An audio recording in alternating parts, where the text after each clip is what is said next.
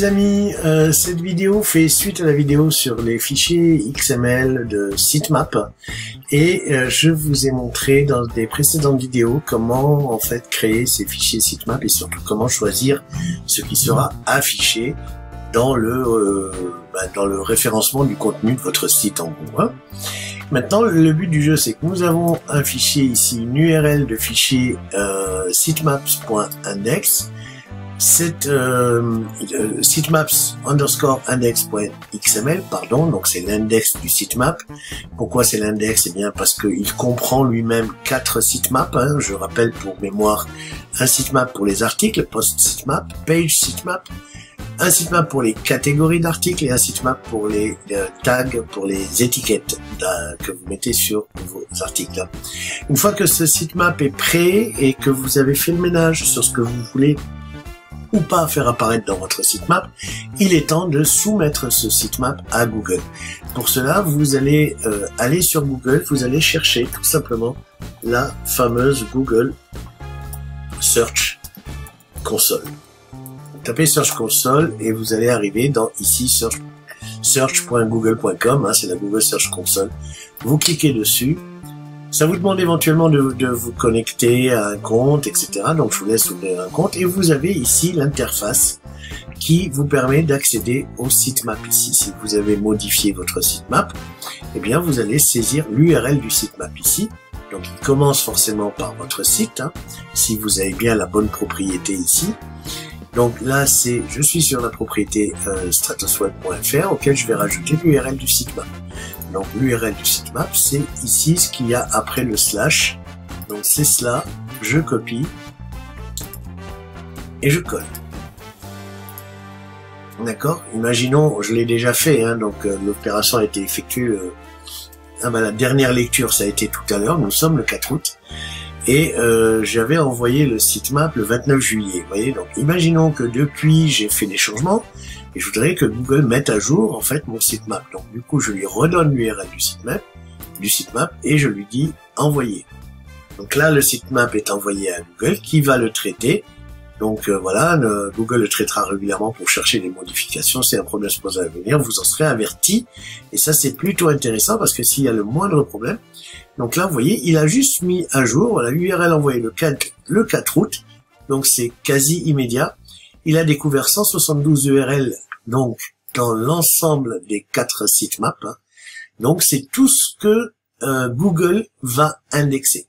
Il va m'indexer ces 172 URL, qui donc comprennent, je vous rappelle, des URL de page, des URL d'articles, des URL de catégories, des URL d'étiquettes. Ok?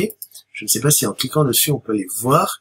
Voilà, on peut voir les 4 fichiers XML qui ont été pris en compte avec pour chaque fichier le nombre d'URL découvertes à l'intérieur de ces fichiers.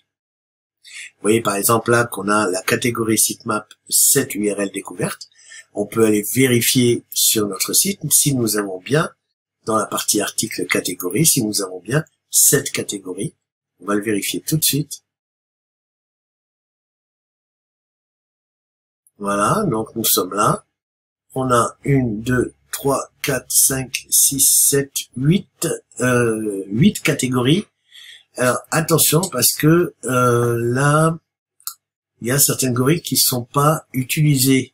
Pourquoi il n'en a référencé que 7? Eh bien, je pense que c'est lié aux articles. On ne doit pas avoir on ne doit pas avoir utilisé plus de 7 catégories pour l'ensemble des articles. Vous voyez, actuel référencement, peut-être que parmi, il doit y en avoir que 7 d'utilisés. Celui-là, par exemple, n'est pas encore classé, mais c'est normal, c'est un brouillon. Bref, voilà ce que voit Google. Alors, bien entendu, si vous voyez que, si on veut regarder les 7 concernés, évidemment, on clique dessus. Voilà. Voir la couverture d'indexation. Traitement réussi. Ah non, on voit pas le contenu. Ah si, ouvrir le sitemap. Voilà. Voilà. Et là, on a les 7 catégories qui sont 1, 2, 3, 4, 5, 6, 7, 8 même catégories qui sont incluses dans ce sitemap-là des catégories. Donc voilà, je vous rappelle que tout ça devient possible il est possible de travailler le contenu de votre sitemap grâce à un plugin, donc le plugin pour mémoire, qui s'appelle plan de site XML, mais en fait le plugin en lui-même s'appelle voilà, non, le plugin s'appelle XML. On va le retrouver dans les extensions. Je vous ai fait aussi une vidéo que vous trouverez sur la chaîne YouTube sur bien sûr cette extension qui permet d'aller travailler article par article, contenu par article et de choisir de référencer ou pas référencer. Il s'agit de l'extension voilà WP Sitemaps Config. D'accord? Donc si vous ne l'avez pas et que vous la cherchez, vous allez écrire ça, vous faites ajouter une extension. Et dans cette page-là, dans la partie recherche, vous tapez simplement WP Sitemaps avec un S config. Et vous allez normalement tomber sur le plugin que j'utilise moi-même. Donc, qui est là. Voilà, le WP Sitemaps config. Alors, chez moi, vous voyez, il est actif. Chez vous, vous aurez le bouton installer maintenant. Voilà, j'espère que cette vidéo vous sera utile et je vous donne rendez-vous à une prochaine vidéo. À bientôt.